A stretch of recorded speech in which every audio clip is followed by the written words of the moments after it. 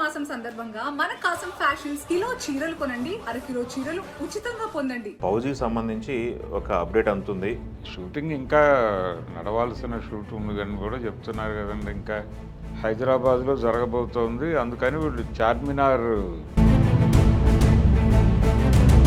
అయితే ఆ మేరకు ప్రభాస్ అభిమానుల తాకిడి ఇవన్నీ తట్టుకోవడం కష్టం కాబట్టి ఇప్పుడు ప్రాక్టికల్ ప్రాబ్లమ్స్ చాలా ఉన్నాయి. రెండోది వీళ్ళకి 25 days ఇప్పుడు అంటే ఆ కాలమాన ప్రకారం అంటే ఇండియా విడిపోక ముందు దేశంలోనే, అంటే అప్పుడు బ్రిటిష్ ఇండియాలో జరిగిన స్టోరీ ఇది. భరద్వాజ గారు, ఫౌజీ సంబంధించి ఒక అప్డేట్ అందుతుంది. షూటింగ్ ఎంత మేరకు అయింది, ఏంటి షెడ్యూల్ ఎప్పుడు స్టార్ట్ అయింది, ఇట్లాంటివన్నీ కూడా. షూటింగ్ ఇంకా నడవాల్సిన షూట్ ఉంది అని కూడా చెప్తున్నారు కదండి. ఇంకా అవును, ఆగస్టు 3 నుంచి కొత్త షెడ్యూల్ మొదలైంది. 25 days కంటిన్యూస్గా నడుస్తుంది. ఈ 25 రోజుల షూట్లో ప్రభాస్ కంటిన్యూగా పాల్గొంటాడు అనేది కూడా చెప్తున్నారు వాళ్ళు. అయితే దీనిలో కీలక విషయం ఏంటంటే ఇది హైదరాబాదులో జరగబోతోంది, అంటే కథ హైదరాబాదులో జరగబోతోంది అనేది ఈ షెడ్యూల్ కథ హైదరాబాద్లో జరగబోతోంది. అందుకని వీళ్ళు చార్మినార్ కేంద్రంగానే నడపాలనేది వీళ్ళ వ్యూహం. అయితే ఆ మేరకు ప్రభాస్ అభిమానుల తాకిడి ఇవన్నీ తట్టుకోవడం కష్టం కాబట్టి సెక్యూరిటీ రీజన్స్ ఇవన్నీ చూపించి వీళ్ళు మరొకసారి చార్మినార్ సెట్ని బిల్డ్ చేసే ప్రయత్నాల్లో ఉన్నారు ఇప్పుడు. అదే అయిపోయింది, సెట్ వేసారు. ఆగస్టు 3 నుంచి షెడ్యూల్ స్టార్ట్ అయిపోయింది, సెట్ వేసారు, మొదలైంది. సో షూటింగ్ అంటే మనకి గతంలో ఒకసారి చార్మినార్ సెట్ వేసారు ఇక్కడ. ఏది మహేష్ బాబు సినిమా కోసం, ఒక్కడు సినిమా కోసం కదా, ఒక్కడు సినిమా కోసం.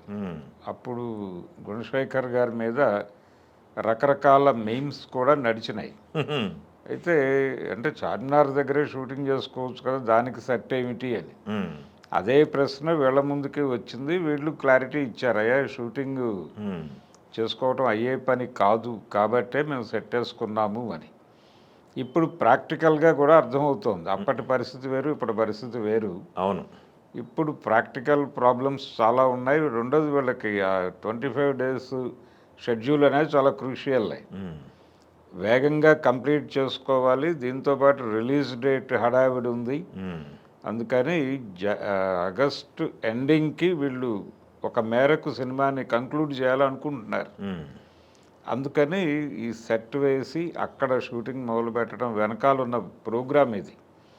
అలాగే ఈ సినిమాలో చాలామంది ఆర్టిస్టులు కనిపించబోతున్నారు జాతీయ స్థాయిలో.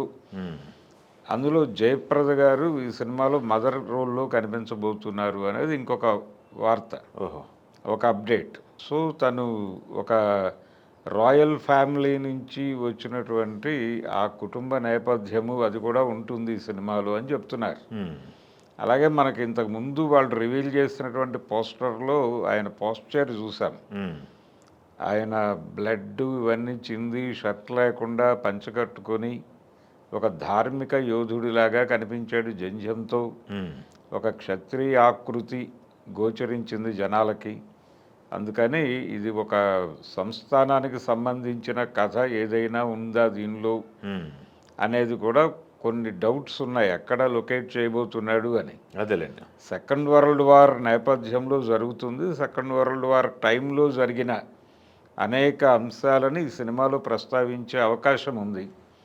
మనకి మొదట చెప్పింది సైనికుడిగా కనిపిస్తాడు అని. అదేలేండి, ఈ సైనికుడు ఎక్కడ సైనికుడు, ఆయన బ్రిటిష్ సైనికుడా లేకపోతే ఆజాద్ హింద్ ఫౌజ్లో సైనికుడా అనేది ఒక కన్ఫ్యూజన్ తీసుకొచ్చారు ఇప్పుడు. ఓకే, ఆజాద్ హింద్ ఫౌజ్లో సైనికుడు అంటే ఒక పద్ధతిలో కథ నడుస్తుంది, ఆయన అక్కడ సైనికుడు అయితే ఒక పద్ధతిలో కథ నడుస్తుంది. అదేమో అంటే స్టాలిన్ వర్సెస్ హిట్లర్గా జరిగింది సెకండ్ వరల్డ్ వార్. ఈయన స్టాలిన్ వైపు నిలబడేటువంటి సైనికుడా లేకపోతే హిట్లర్ వైపు నిలబడే సైనికుడా అనేది క్లారిటీ వస్తుంది. ఆయన ఆజాద్ హింద్ ఫౌజ్ అయితే అటువైపు ఉన్నాడు, హిట్లర్ వైపు. అలా కాదు బ్రిటిష్ ఆర్మీ నుంచి మేము లొకేట్ చేస్తున్నాము అంటే గనక స్టాలిన్ వైపు నిలబడిన సైనికుడిగా చూడాలి. ఆ టైంలో జరిగినటువంటి రాజకీయ గొడవలు ఇవన్నిటినీ సినిమాలో ఏ మేరకు ప్రస్తావిస్తాడు హను రాఘవపూడి అనేది కీలక అంశం. సో పర్టికులర్గా ప్రపంచ గతిని మార్చినటువంటి సందర్భం సెకండ్ వరల్డ్ వార్. అంటే ప్రపంచ కంట్రోల్ని బ్రిటిష్ చేతుల్లో నుంచి అమెరికా తీసేసుకున్న సందర్భం. మీకు నావికా బలం ఉంది, మాకు వైమానిక బలం ఉంది, కాబట్టి సముద్రం నుంచి గాలిలోకి షిఫ్ట్ అయింది పవర్. దాన్ని ఇండికేట్ చేసింది హిరోషిమా నాగసాకిల మీద పడినటువంటి అణుబాంబు. అలా చాలా అంశాలు సెకండ్ వరల్డ్ వార్తోనే ముడిపడి ఉన్నాయి చరిత్రలో. మరి అలాంటి కీలక సందర్భంలో ఈయన కథను తీసుకెళ్ళి అక్కడ లొకేట్ చేశాడు. 40 నుంచి 44 మధ్యలో జరిగే కథ అని చెప్తున్నాడు. అదేలేండి. అందుకని ఏ ఏ అంశాలని ఏ ఏ ఎలిమెంట్స్ని తడుముతాడు కథలో అనేది చూడాలి. చాలా ఇది అంటే క్యూరియాసిటీ క్రియేట్ చేస్తున్నటువంటి సందర్భం అయితే ఉంది ఈ ఫౌజీ సినిమాకి. అవును, అది ఉంది. నాకు తెలిసి అప్పటి కాలమానం కాబట్టి చార్మినార్ని కూడా అప్పటి తరహాలో రూపొందించారేమో అని కావచ్చు. అంటే ఆ చుట్టుపక్కల వాతావరణం కూడా క్రియేట్ చేయాలి కదా. అవునవును, అదే టైంని తీసుకురావాలి. అందుకని ఆ టైంకి తీసుకువెళ్ళటం కోసం వాళ్ళు ఇప్పుడున్నటువంటి చార్మినార్ దగ్గర షూట్ చేయటం కుదిరే వ్యవహారం కాదు. అది ఆ స్ట్రీట్స్, ఆ వాతావరణం, ఆ మధ్యలో చార్మినారు అవన్నీ ఇన్ టోటల్ రీడిజైన్ చేశారు. చేసి ఆ టైంకి తీసుకెళ్ళాలి, జనాల్ని తీసుకెళ్ళటం కోసం కొంత కల్పన అవసరం. అందుకని ఇది సెక్యూరిటీ రీజన్ అనేది వేరే, కథ ప్రకారం కూడా అవసరమైనటువంటి పరిస్థితి ఉంది అక్కడ. కనుక ఆ సెట్లో షూటు చాలా కీలకంగా ఉండబోతోంది. తను హీరోయిన్ క్యారెక్టర్ కూడా కొంత ఇప్పటి వరకు వాళ్ళు ఎక్కడ రివీల్ చేయటం లేదు. యాక్ట్ చేస్తోంది ఆ క్యారెక్టర్లో అని ఆ రోజున ముహూర్తం టైంలో చూపించారు, కానీ ఆవిడ క్యారెక్టర్ ఎలా ఉండబోతోంది అనే దానికి సంబంధించి అక్కడ ఇండికేషన్స్ లేవు. అప్పుడు అంటే ఆ కాలమాన ప్రకారం అంటే ఇండియా విడిపోక ముందు ఉమ్మడి ఇండియా భారతదేశంలోనే, అంటే అప్పుడు బ్రిటిష్ ఇండియాలో జరిగిన స్టోరీ ఇది. బ్రిటిష్ ఇండియాలో second world war time, quit India మూమెంట్కి పిలుపునిచ్చిన సందర్భము, ఇవన్నీ కలిసి నడుస్తాయి కథలో. అదేలేండి. అందుకని చాలా క్రూషియల్ టైం అది. ఆ టైంలో ఇండియన్ హిస్టరీలోకి ఎంటర్ అవ్వటం అంటే ఏ ఏ అంశాలని పట్టుకుంటాడు అనేది చూడాలి. పైగా తెలంగాణకు పట్టుకొస్తున్నాడు కథని. హైదరాబాద్కు తీసుకురావటం అంటే ఆ రోజున నిజాం వ్యతిరేక పోరాటానికి ఇక్కడ అంకురార్పణ జరుగుతున్న సందర్భం. ఇక్కడ కూడా సంస్థానాలుగా ఉంది ప్రపంచం. అదేలేండి, ఉంది. గద్వాల సంస్థానము, లేకపోతే విష్ణు రామచంద్రారెడ్డి గారి సంస్థానము, మరొకటో ఉన్నాయి. ఇక్కడ గొడవలు జరుగుతున్నాయి. ఈ ఏరియాలో కూడా కథను నడుపుతారా అనేది ఒక డౌట్. అదేలేండి. ఇలా అనేక సందేహాలు క్రియేట్ చేసుకుంటూ వెడుతున్నాడు ఆయన.